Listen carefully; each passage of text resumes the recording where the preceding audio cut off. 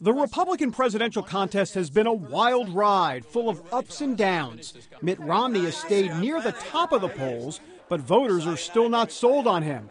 That has led to a merry-go-round of challengers, known in the media as the flavor of the month. Well, now it's Newt Gingrich's turn to try for the brass ring. I like to call you the Yoda of all of these GOP. I guess, I don't know about that. Of the GOP candidates. But what's the advice to Newt Gingrich from Newt Gingrich? The media likes to give you tons of advice. What's your advice to yourself? To calm, steady, positive.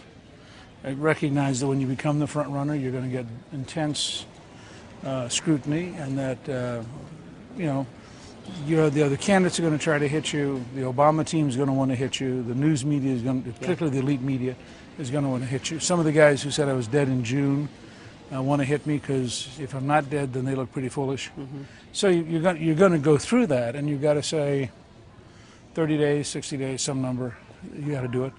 And then if you win the nomination, you know it's going to start all over again because the Obama people at that point will be in a frenzy. Some might say it's Mitt Romney's team that's in a frenzy because of their candidate's perception problem. He's been labeled a flip-flopper since the 2008 campaign because of his change of positions, like abortion.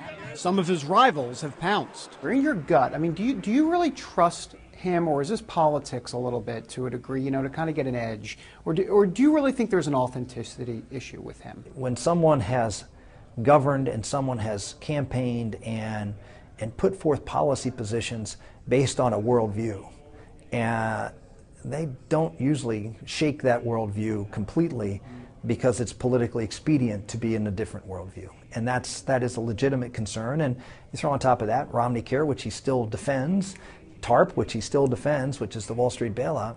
It shows me that the leopard hasn't changed its spots. Voter apprehension has led to a search for the anti-Romney candidate.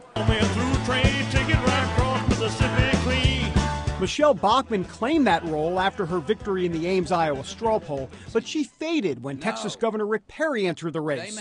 Both appeal to the same crowds, evangelicals and Tea Partiers. Perry's executive experience is seen as a plus, while Bachmann's organization in Iowa keeps her competitive. Bachmann says whatever happens, our nation must return to its roots. If we don't get it right with our candidate in 2012, David, I'm afraid that we will see the inevitable decline of the United States, and it'll be very difficult to pull it back. The good news is it will be remarkable how quickly we'll turn this country around if we abide by principles that are in God's law. God's law works, and if we abide by His principles, the nation will work. It is work, or specifically job creation, that helped Governor Perry start strong.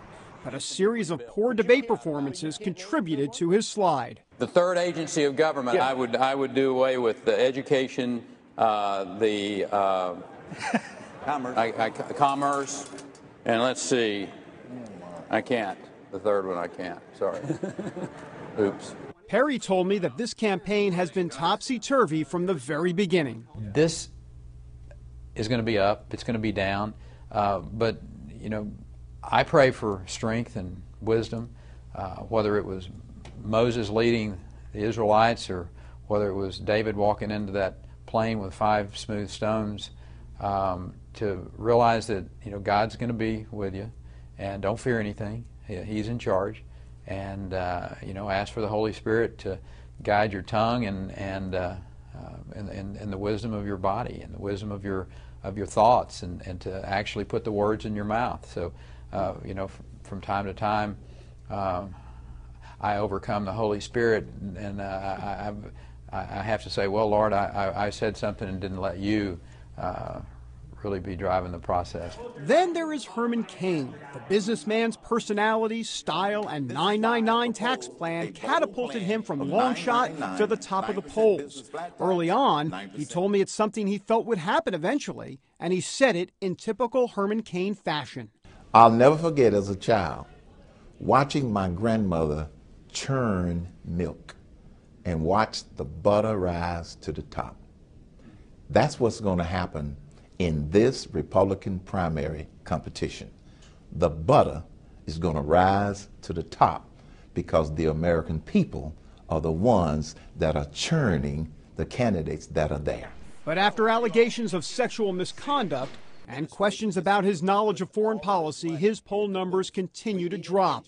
It's all part of a GOP race that has had more twists and turns than an afternoon soap opera. David Brody for 700 Club Interactive.